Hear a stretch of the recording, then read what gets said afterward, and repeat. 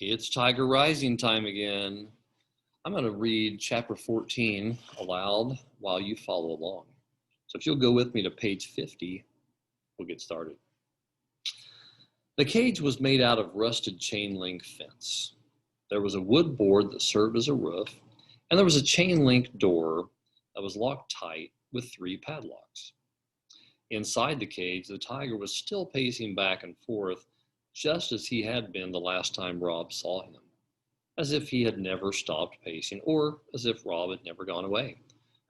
Pause here for a moment. Why do you think the tiger is just pacing back and forth, back and forth, back and forth in the cage?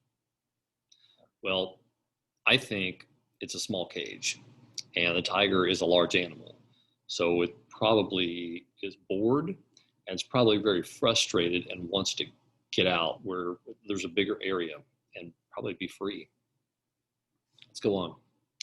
Oh, said Sistine in the same voice that she had used when she saw Rob's carvings. He's beautiful. Don't get too close, Rob ordered. He might not like it if you stand too close. But the tiger ignored them. He concentrated on pacing. He was so enormous and bright that it was hard to look directly at him. It's just like the poem says, Sistine breathed. What? Said Rob. That poem, the one that goes, Tiger, tiger, burning bright in the forests of the night. That poem. It's just like that. He burns bright. Oh, said Rob. He nodded. He liked the fierce and beautiful way the words sounded. Just as he was getting ready to ask Sistine to say them again, she whirled around and faced him. What's he doing way out here? She demanded. Rob shrugged. I don't know, he said. He's Beauchamp's, I guess. Beauchamp's what? Said Sistine. His pet? I don't know, said Rob. I just like looking at him. Maybe Beauchamp does too. Maybe he just likes to come out here and look at him. That's selfish, said Sistine. Rob shrugged. This isn't right for the tiger to be in a cage. It's not right. We can't do nothing about it, said Rob. We could let him go, said Sistine. We could set him free. She put her hands on her hips. It was a gesture that Rob had already come to recognize and be wary of. We can't, he said. There's all them locks. We can saw through them. Nah, said Rob. The mere thought of letting the tiger go made his legs itch like crazy. We have to set him free, Sistine said, her voice loud and certain. Nuh-uh, said Rob. It ain't our tiger to let go. It's our tiger to save, Sistine said fiercely. Now pause here for just a moment. Why do you think Sistine is so set on this is not right, we have to set this tiger free? And then Rob is going the other way. He's like, no, there's locks, and he's not our tiger. And, well, I think in a sense, my own interpretation, I think Sistine, and really probably Rob too, may feel kind of trapped themselves. Think about it. Did Sistine want to go all the way from her home when she was living with her mom and her dad down to Lister, Florida? No, she didn't. Does she like it there? She says she doesn't. She wants to leave. Doesn't have any friends. So in a sense, she's kind of trapped, almost like in a cage. And Rob, how about him?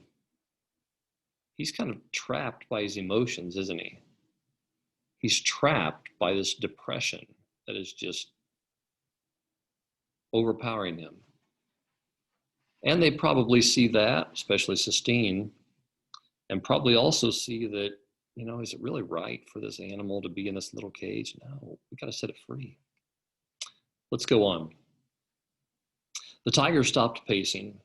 He pricked his ears back and forth, looking somewhere past Sistine and Rob.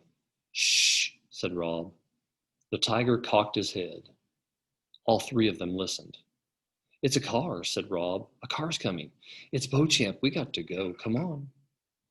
He grabbed her hand and pulled her into the woods. She ran with him. She let him hold on to her hand.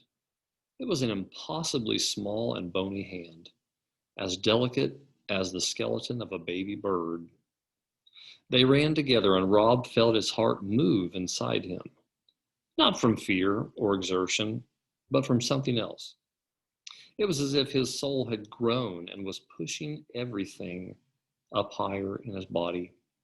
It was an oddly familiar feeling, but he couldn't remember what it was called. Is he behind us? Sistine asked breathlessly.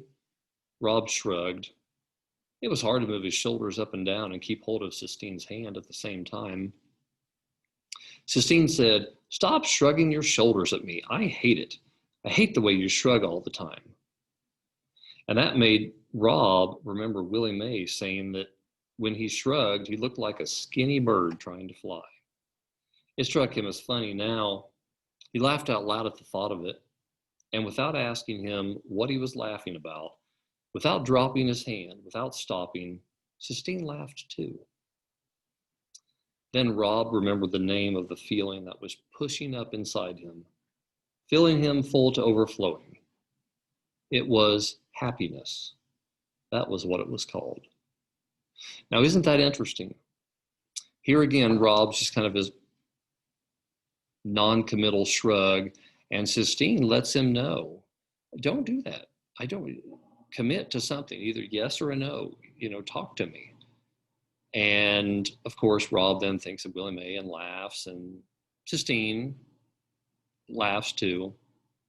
Isn't it really amazing, though, that Rob has been so depressed, keeping his emotions in check so much that he has forgotten what happiness is and what it feels like. But now, just for a moment, he remembers.